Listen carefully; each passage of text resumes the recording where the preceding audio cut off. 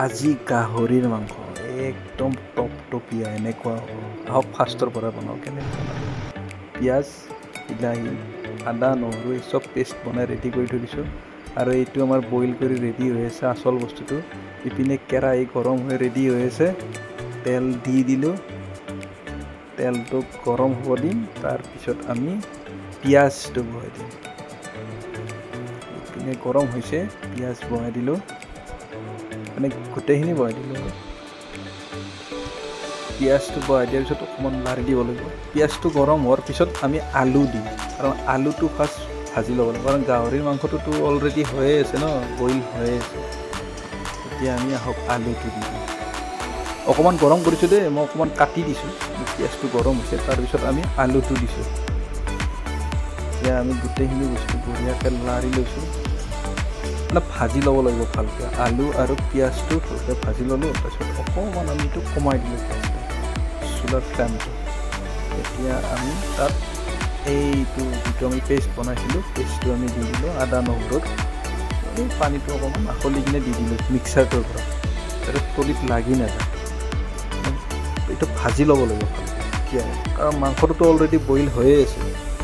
আমি নিমখ, হালধি, মানে গোটেই মছলাৰ পেষ্টটো বঢ়িয়াকৈ ভাজি ল'ম। আৰু আলুটো এইকাৰণে দিছোঁ, কাৰণ আলুটো সিজোতে টাইম লাগিব। গাহৰি মাংসটোতো অলৰেডি আমি বইল কৰিয়ে থৈ দিছোঁ, 3-4টা চিটি লগাই দিছোঁ। এতিয়া হৈ গ'ল, তাৰপিছত আমি এইটো মাংসটো বহাই দিম বঢ়িয়াকৈ। এইটো বঢ়িয়াকৈ আমি বইল কৰি লৈছোঁ দেই, ডাইৰেক্ট বহাই দিয়া নাই। এতিয়া আমি ফ্লেমটো অকণমান কমাই দিম, দি কিনে এতিয়া পূৰা মিক্স কৰি দিব লাগিব। গোটেই মছলা, হালধি, নিমখ আৰু আমাৰ যিটো পেষ্ট আছিল আদা নহৰু জলকীয়া, এই গোটেইখিনি আমি মিক্স কৰি দিম। দি কিনে ঢাকনি মাৰি থৈ দিম অলপ সময়ৰ কাৰণে। তাৰপিছত আমি অলপ 2-3 মিনিটৰ পিছত আকৌ চাম এনেকুৱাকৈ।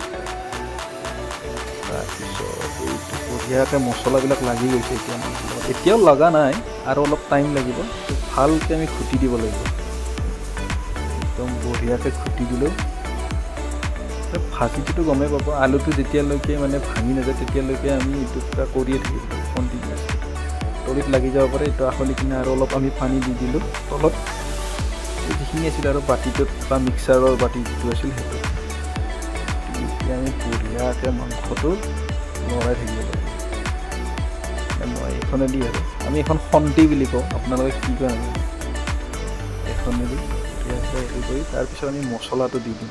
ছানৰাইজৰ বেলেগ মছলা নাই, এইটো চিকেন কাৰী মছলাই দি দিছোঁ।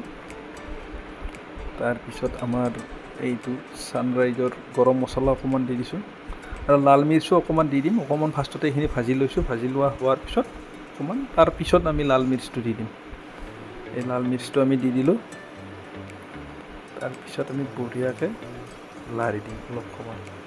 লাৰি কিনে আকৌ ঢাকনি মাৰি থৈ দিম। এতিয়া আমি অলপ ভালকৈ যাতে মছলা, এতিয়া দিয়া মছলাখিনি যাতে মাংসটোৰ লগত বঢ়িয়াকৈ মিক্স হৈ যায়। তাৰপিছত আমি এনেকুৱা হৈ গ'ল। এনেকুৱা হোৱাৰ পিছত আমি বিলাহী দি দিম। বিলাহী কাটি থৈ দিছিলোঁ সৰু সৰুকৈ। এতিয়া বিলাহীখিনি পূৰা নোহোৱা হৈ যাব লাগিব।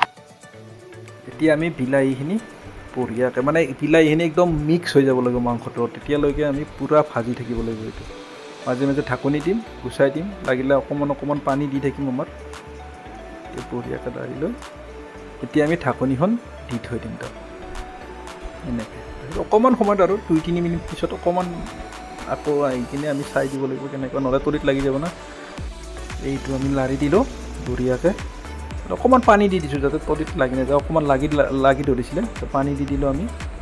দি কিনে আকৌ আমি ঢাকনিখন মাৰি থৈ দিম অলপ সময়ৰ কাৰণে। আকৌ আহি কিনে চাই দিম আৰু।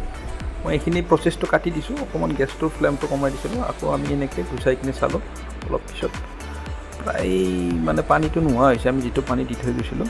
আৰু আলুটো চালে গম পাই যাম, আলুটো প্ৰায় সিজিছে কিন্তু গোটেই সিজা নাই। তাৰপিছত আকৌ অলপ পিছত মাংসটোতো পূৰা বঢ়িয়াকৈ মছলা লাগি গৈছে, কিন্তু তাৰপিছতো আমি আৰু অলপ সময় মানে ঢাকনি নিদিয়াকৈ অলপ সময় এনেকৈ থৈ দিলোঁ। বঢ়িয়াকৈ আকৌ লাৰি দিলোঁ দেই গোটেইখিনি মিক্সাৰটো।